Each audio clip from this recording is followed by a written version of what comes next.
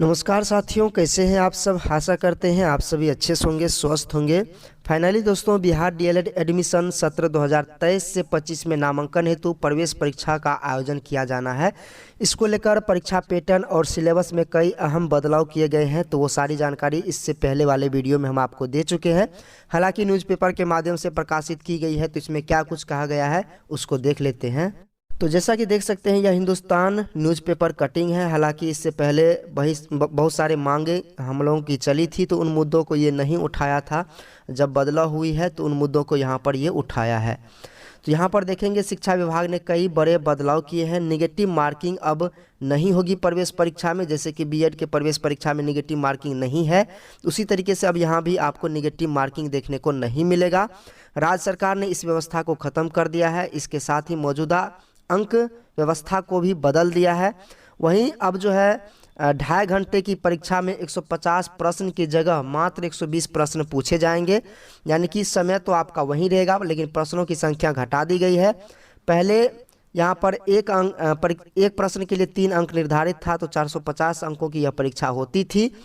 अब जो है प्रत्येक प्रश्न के लिए 1 अंक निर्धारित है, तो यानी कि 120 अंक ही निर्धारित है। इससे पहले जो है न्यूनतम पास अंक तय नहीं किया गया था कि कम से कम कितना नंबर आपको लाना चाहिए, तभी आपका एडमिशन हो पाएगा प्रवेश परीक्षा में। तो इस बार जो है न्यूनतम अंक जो है तय कर दिया गया है। यहाँ पर देखेंगे 35% और 30% अंक लाना होगा कैटेगरी स्टूडेंट को। तो यहाँ पर जनरल को 35%, लेकिन मेरे ख्याल से यहाँ पर जनरल के साथ साथ जो है ओबीसी कैंडिडेट को भी 35% लाना पड़ेगा।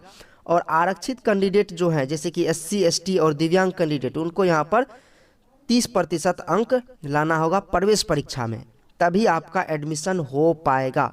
इसके अलावा इंटरमीडिएट में जो इस बार परीक्षा 2023 में देने जा रहे हैं, यानी कि कह सकते हैं अभी अपियरिंग है, और 2023 में इंटरमीडिएट की परीक्षा दे करके पास आउट होंगे, तो उनको भी यहाँ पर शामिल किया जाएगा। ये बहुत ही बड़ी हम लोग की मांगे थी, जिनको स्वीकार किया गया है।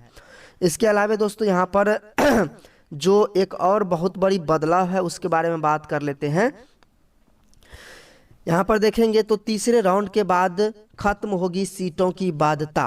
मतलब अभी क्या हो रहा है कि तीसरे राउंड के बाद स्पोर्ट एडमिशन जो शुरू हुआ है, उसमें साइंस का जो सीट है उस पर साइंस के स्टूडेंट ही एडमिशन ले सकेंगे, और आर्ट्स का जो सीट है या कॉमर्स का जो सीट है उसमें आर्ट्स कॉमर्स का ही एडमिशन लिया जाएगा।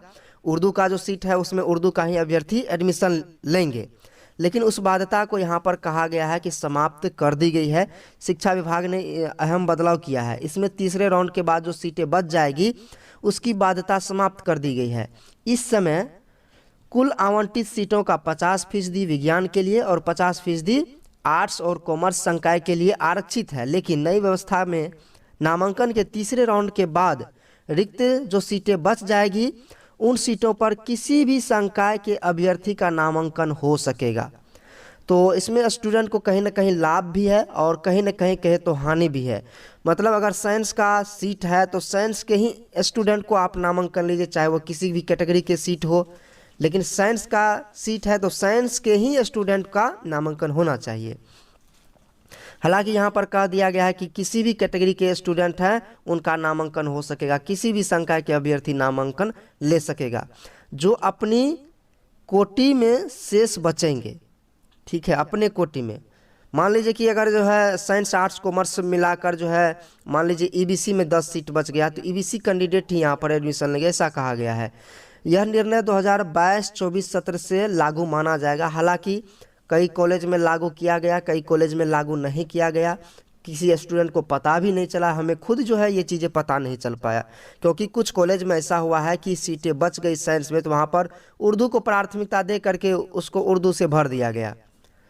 तो यहाँ पर प्राथमिकता दे करके भरा गया, लेकिन यहाँ पर कह रहा है कि किसी को प्राथमिकता नहीं दे करके बस कैटेगरी को प्राथमिकता दे करके उन खाली सीटों को भर लिया जाएगा। यह जो है उच्च स्तरीय बैठक हुई है 11 जनवरी 2023 को, जिसमें ये सारे बदलाव किए गए हैं। आगे कोई भी अपडेट आता है तो हम आप सभी को इन्फॉर्म कर देंगे।